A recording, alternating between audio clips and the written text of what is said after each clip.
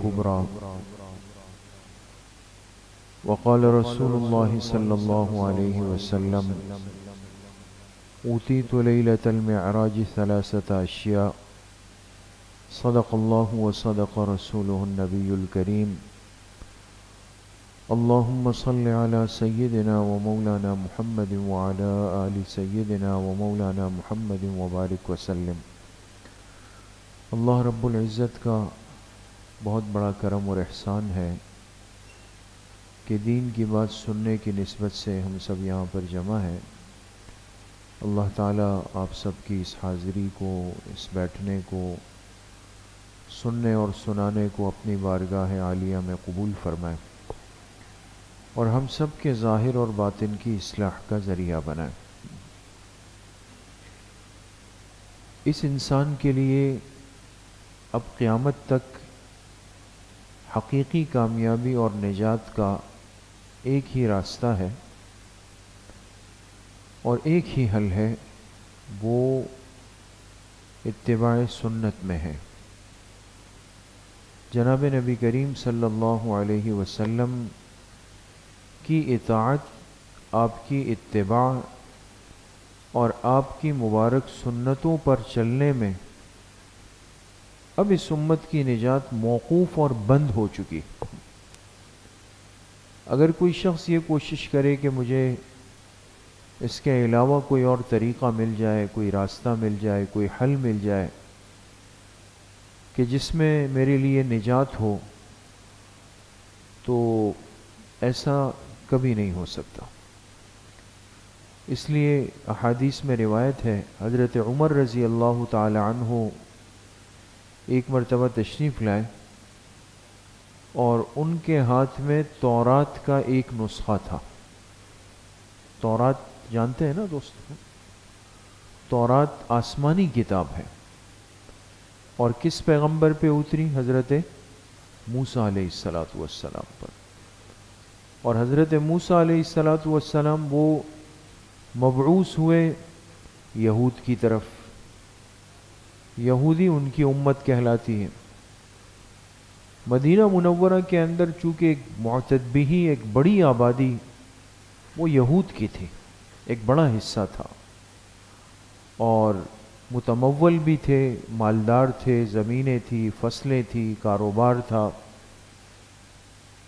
جب ہجرت ہوئی اور اللہ کے پاک پیغمبر تشریف لے گئے تو وہاں جانے کے بعد ان یہود سے آپ علیہ السلام نے میثاق بھی فرمایا. اس وقت کے تقاضے کے اعتبار سے آپ نے ان سے معاہدے فرمائے جوڑ کے لیے، تاکہ ایک معاشرہ سکون اور امن کے ساتھ چلتا رہے.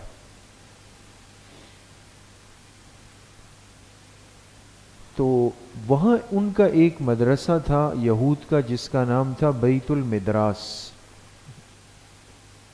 بیت المدراس یہ یہود کا مدرسہ تھا باقاعدہ، جس میں یہودیت کی تعلیم ہوتی تھی اور یہودی بچے، نوجوان وہاں جا کر ان کے جو علماء تھے ان سے اپنی آسمانی کتاب، اگرچہ وہ محرف ہو چکی تھی، اس میں بہت تبدیلی ہو چکی تھی، قطع و برید ہو چکی تھی، لیکن وہ جاتے تھے، سیکھتے تھے، پڑھتے تھے. صحابہ اکرام رضوان اللہ علیہم اجمعین میں حضرت عمر رضی اللہ عنہ کی شخصیت ایک ایسی شخصیت تھی کہ جن پر علمی ذوق بہت زیادہ غالب تھا. علمی مزاج بہت ہی زیادہ ان پر غالب تھا اور علم کے متلاشی ہوتے تھے، طلب میں رہتے تھے. اسی لیے حدیث پاک میں ہے، آپ علیہ السلام نے فرمایا کہ میں نے خواب دیکھا اور خواب میں میں نے دیکھا کہ مجھے دودھ پیش کیا گیا اور میں نے وہ دودھ کا پیالہ پینا شروع کیا اور اس کو پیتا رہا، اتنا پیا کہ یہاں تک کہ اس دودھ کی سیرابی کا اثر مجھے اپنے ہاتھوں اور پیروں کے ناخنوں میں محسوس ہوا. جیسے انسان بعض دفعہ پانی بہت زیادہ پی لے تو اس کو ایسا لگتا ہے کہ بس جیسے پانی جسم میں پورا پھیل گیا. تو آپ علیہ السلام نے فرمایا کہ مجھے ایسا محسوس ہوا کہ یہ دودھ کی سیرابی جو ہے میرے ناخنوں سے باہر آ جائے گی. اتنا دودھ پیا. پھر فرمایا کہ جب میں سیر ہو گیا، سیراب ہو گیا اس دودھ سے، تو میں نے اپنا مابقیہ بچا ہوا دودھ وہ عمر کو دے دیا. یہ خواب سنا ہے، حضرت عمر رضی اللہ عنہ کو دے دیا. اور پھر حضرت عمر رضی اللہ عنہ نے میرا بچا ہوا وہ باقی دودھ آپ نے نوش فرمایا. تو صحابہ نے عرض کی فما اولت یا رسول اللہ، کہ اللہ کے رسول صلی اللہ علیہ وسلم آپ نے اس خواب کی کیا تعبیر کی، کیا اشارہ تھا؟ آپ نے فرمایا العلم، یہ اشارہ تھا کہ میرے علم کا بہت بڑا حصہ وہ حضرت عمر کے پاس آئے گا رضی اللہ عنہ کے پاس. تو اس کا ایک اثر تھا کہ حضرت عمر رضی اللہ عنہ ہر وقت اس بات کے متلاشی اور طلبگار ہوتے تھے کہ انہیں کوئی ایسی حکمت کی بات، خیر کی بات، علم کی بات ان کو مل جائے. تو ایک دن وہ بیت المدراس چلے گئے جہاں یہود کا مدرسہ تھا، اور وہاں انہیں تورات کا ایک نسخہ ملا. اور کچھ ایسے لوگ وہاں انہوں نے رکھے ہوئے تھے جو تورات کی جو لغت تھی، عبرانی زبان تھی، اس کو عربی میں منتقل کرتے تھے، جس کو آج ٹرانسلیشن کہتے ہیں، منتقل کرتے تھے. تو وہ اس زبان کو آسان کرنے کے لیے کہ عرب میں ہم محنت کریں تو اس کا عربی ایک ترجمہ کرتے تھے. حضرت عمر رضی اللہ عنہ نے وہ نسخہ لیا اور اس کو پڑھنا شروع کیا. تو اس میں بعض باتیں ان کو بڑی عجیب و غریب لگی، اچھی لگی کہ نئی باتیں سامنے آئی، کام کی باتیں آ گئی. تو وہ نسخہ لے کر حضرت عمر رضی اللہ تعالی عنہ حضور علیہ الصلاۃ والسلام کی مجلس میں آ گئے. آپ بیٹھے ہوئے تھے، باقی صحابہ بھی تھے، اور آ کر آپ علیہ الصلاۃ والسلام سے عرض کی کہ اللہ کے رسول صلی اللہ علیہ وسلم، مجھے یہ تورات کا ایک نسخہ ملا ہے اور اس میں یہ بعض باتیں مجھے بڑی پسند آئی ہے، کیا میں آپ کو یہ پڑھ کے سنا دوں؟ یہ تورات پڑھ کے سنا دوں آپ کو؟ اب جب انسان کتاب پڑھتا ہے دوستوں، تو آپ نے غور کیا ہوگا کہ کتاب میں نظر رکھنے والے کی نظر نیچے کتاب میں ہوتی. تو حضرت عمر اب کتاب کو دیکھ رہے ہیں نیچے، آپ علیہ الصلاۃ والسلام کا چہرہ مبارک اوپر تھا. انہیں اندازہ نہیں ہوا. اور دوسری طرف صورتحال یہ تھی کہ فتمعر وجہ رسول اللہ صلی اللہ علیہ وسلم، کہ حضرت آپ علیہ الصلاۃ والسلام نے جب سنا اور دیکھا کہ ان کے پاس تورات کا نسخہ ہے، تو چہرہ مبارک متغیر سرخ ہو گیا غصے کے مارے. حضرت عمر رضی اللہ عنہ کو اندازہ نہیں، اور اسی کیفیت میں کیا کیا، نیچے تورات کی کچھ عبارت پڑھنا شروع کی. اب پڑھ رہے ہیں اور حضور علیہ الصلاۃ والسلام کا چہرہ مبارک مزید متغیر ہوتا جا رہا ہے. وہ پڑھ رہے ہیں اور آپ کا غصہ بڑھتا جا رہا ہے. اور حضرت ابوبکر صدیق رضی اللہ عنہ کی نظر پڑ گئی. انہوں نے حضرت عمر رضی اللہ عنہ کو متوجہ کیا اور ان سے کہا، ثقلت کا سوا کے لیے عربی کے اندر ایک تنبیہ کا جملہ ہوتا تھا کہ کچھ توجہ کر لو، سامنے دیکھو تو صحیح کہ اللہ کے پاک پیغمبر علیہ الصلاۃ والسلام کے چہرے مبارک کی کیا کیفیت ہے، دیکھو تو صحیح. جب حضرت عمر رضی اللہ عنہ نے دیکھا تو آپ علیہ السلام کا چہرہ مبارک غصے اور ناراضگی کی وجہ سے بالکل سرخ اور متغیر ہو چکا. تو فوراً یہ دیکھتے ہی وہ نسخہ بند کیا، پڑھنا بند کیا، اور فوراً پڑھا رضیت باللہ ربا وبالاسلام دینا وبمحمد نبیا ورسولا صلی اللہ علیہ وسلم. اور پھر فرمائے، میں معافی مانگتا ہوں کہ مجھے اندازہ نہیں ہوا کہ آپ اس پہ ناراض ہوں گے. تو آپ علیہ الصلاۃ والسلام نے فرمایا، اے عمر، کیا ابھی بھی تم میرے لائے ہوئے دین کے بارے میں کیا شک اور شبے کے اندر مبتلا ہو؟ کما تہوکت الیہود والنصارى، کیا اپنے دین کے بارے میں تم غیر مطمئن ہو جیسے یہود و نصارہ نے اپنے دین کے ساتھ معاملہ کیا، آپ کو ابھی بھی شکوک و شبہات ہے۔ پھر فرمائے لو کان موسیٰ حیا لما وسعہ الا اتباعی، سنو اگر بالفرض اس وقت اگر موسیٰ علیہ الصلوۃ والسلام زندہ ہوتے، یعنی اگر وہ موجود ہوتے، تو لما وسعہ الا اتباعی، تو شریعت پر عمل کرنے میں میری اتباع کے علاوہ ان کے پاس بھی کوئی راستہ نہیں تھا، وہ بھی میری شریعت کی اتباع کرتے۔ نبی ہو کر یہ نہیں تھا کہ خدا نخواستہ ان کی نبوت چلی جاتی۔ جب ایک دفعہ کسی نبی کو پیغمبری کا منصب مل جاتا ہے، یاد رکھیں وہ کبھی واپس نہیں لیا جا سکتا، وہ ہمیشہ ہمیشہ کے لیے ہوتا ہے، لیکن شریعت ہر پیغمبر کی الگ ہوتی۔ تو آپ علیہ السلام نے فرمایا اگر وہ بھی زندہ ہو کے آ جاتے، ان کے پاس بھی میری لائی ہوئی شریعت پر چلنے کے علاوہ اور کوئی حل نہیں تھا۔ تو عرض کرنے کا مقصد یہ ہے کہ اب اللہ پاک نے قیامت تک کے لیے یہ راستہ متعین کر دیا، طے ہو گیا کہ اگر واقعی حقیقت کے اندر کوئی نجات چاہتا ہے، کامیابی چاہتا ہے، اللہ کی رضا چاہتا ہے، قیامت کے دن کی ذلت اور رسوائی سے بچنا چاہتا ہے، اور ہمیشہ کی جنت میں جانا چاہتا ہے، اس کے پاس سوائے حضور علیہ الصلوۃ والسلام کی مبارک سنتوں کی اتباع کے اور آپ کے راستے کی اتباع کے اور کوئی حل نہیں ہے دوستو۔ لَقَدْ كَانَ لَكُمْ فِي رَسُولِ اللَّهِ أُسْوَةٌ حَسَنَةٌ لِمَنْ كَانَ يَرْجُو اللَّهَ وَالْيَوْمَ الْآخِرَ، تمہارے لیے پیغمبر علیہ الصلوۃ والسلام کی زندگی ہی اب ایک نمونہ ہے، اب اس کے علاوہ اور کوئی نمونہ نہیں ہمارے پاس، لیکن شرط یہ ہے کہ اس کو کون تسلیم کرے گا؟ لمن کان یرجو اللہ والیوم الآخر، جو اللہ سے ملنے کی اور آخرت کے دن تک پہنچنے کی امید رکھتا ہے، یعنی ایمان رکھتا ہے کہ ایک دن آئے گا کہ میں اللہ کے سامنے پیش ہوں گا، اور ایک دن آئے گا کہ قیامت کا دن قائم ہوگا اور میں اللہ کے سامنے پیش ہو جاؤں۔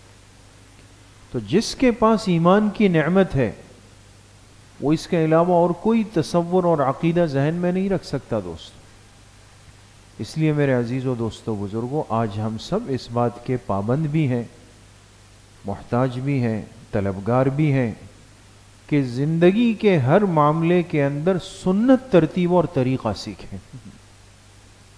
کام تو ہونے ہیں، انسان چلتا ہے، انسان کھاتا ہے، انسان بولتا ہے، ہنستا ہے، دعا مانگتا ہے، بیت الخلا جاتا ہے، نکلتا ہے، کاروبار کرتا ہے، بازار میں داخل ہوتا ہے، خوشی غمی میں شریک ہوتا ہے۔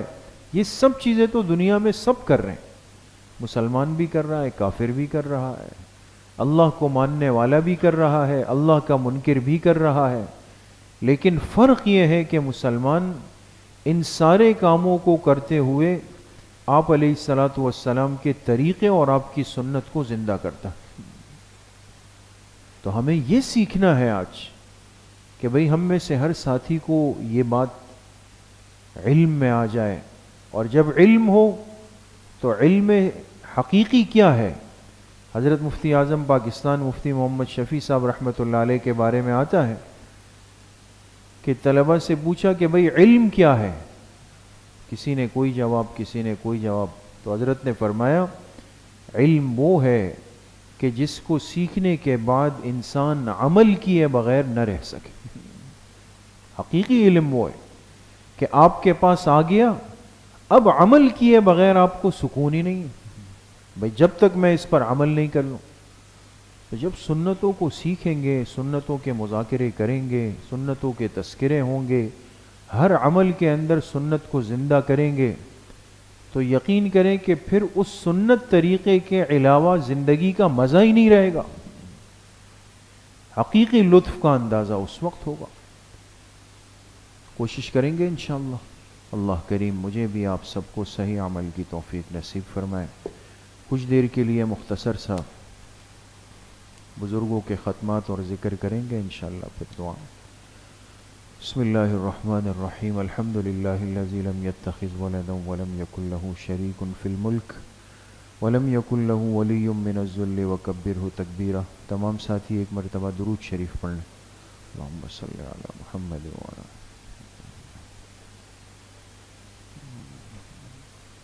ایک مرتبہ سورہ فاتحہ پڑھ لیں۔ بسم اللہ الرحمن الرحیم الحمد للہ رب العالمین۔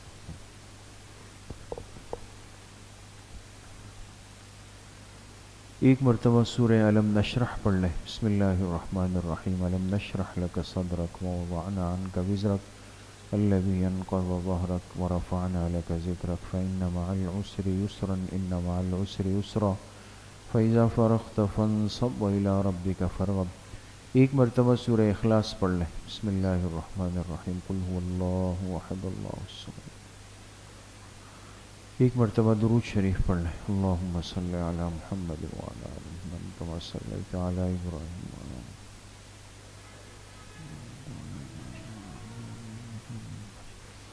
7 مرتبہ پڑھیں اللہم یا قاضی الحاجات، اللہم یا قاضی الحاجات۔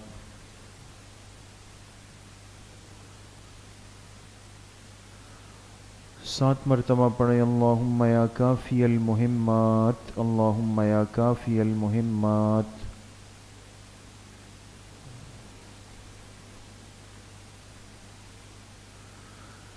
7 مرتبہ پڑھیں اللہم یا دافع البلیات، اللہم یا دافع البلیات۔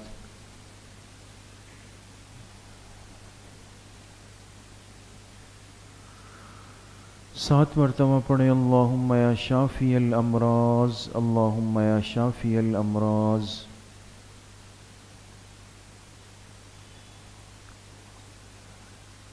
7 مرتبہ پڑھیں اللہم یا رفیع الدرجات، اللہم یا رفیع الدرجات۔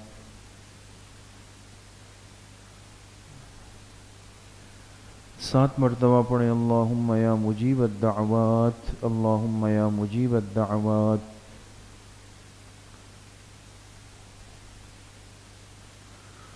7 مرتبہ پڑھیں اللہم یا ارحم الراحمین، اللہم یا ارحم الراحمین۔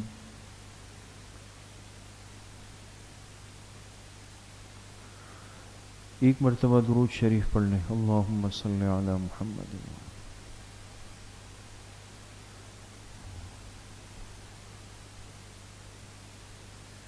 3 مرتبہ پڑھیں حسبنا اللہ ونعم الوکیل، حسبنا اللہ ونعم الوکیل۔ 1 مرتبہ درود شریف پڑھ لیں۔ اللہم صلی علی۔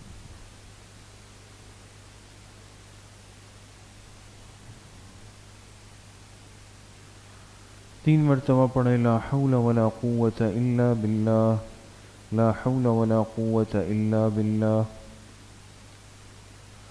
1 مرتبہ درود شریف پڑھ لیں۔ اللہم صلی علی محمد۔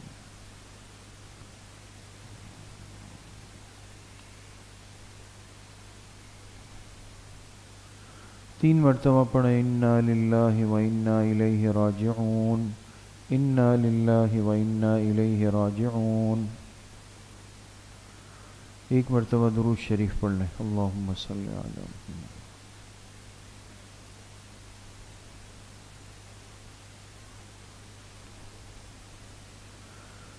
3 مرتبہ پڑھیں یا رحمان یا رحیم یا اللہ یا کریم، یا رحمان یا رحیم یا اللہ یا کریم۔ 1 مرتبہ درود شریف پڑھ لیں۔ اللہم صلی علی محمد۔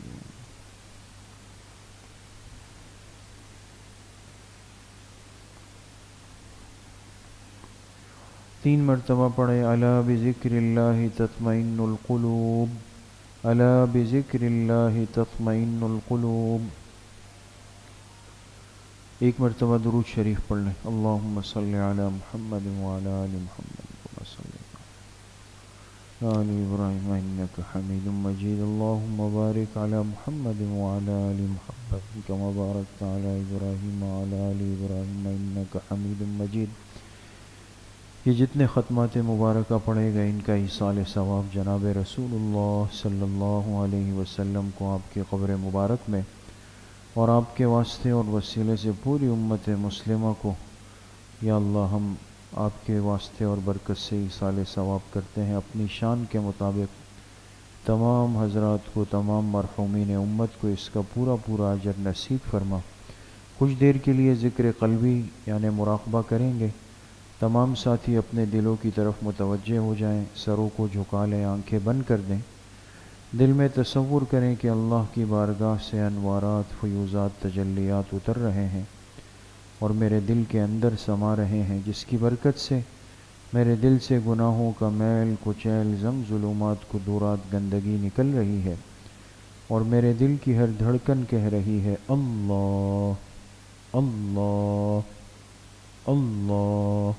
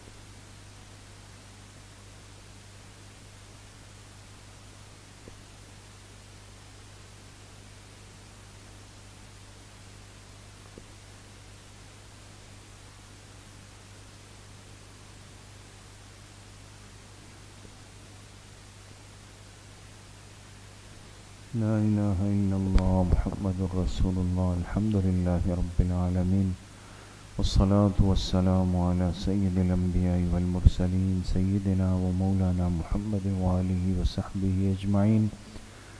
یا اللہ یا ارحم الراحمین، ہمارے صغیرہ کبیرہ ظاہراً باطناً ہر طرح کے گناہوں کو معاف فرما دیں۔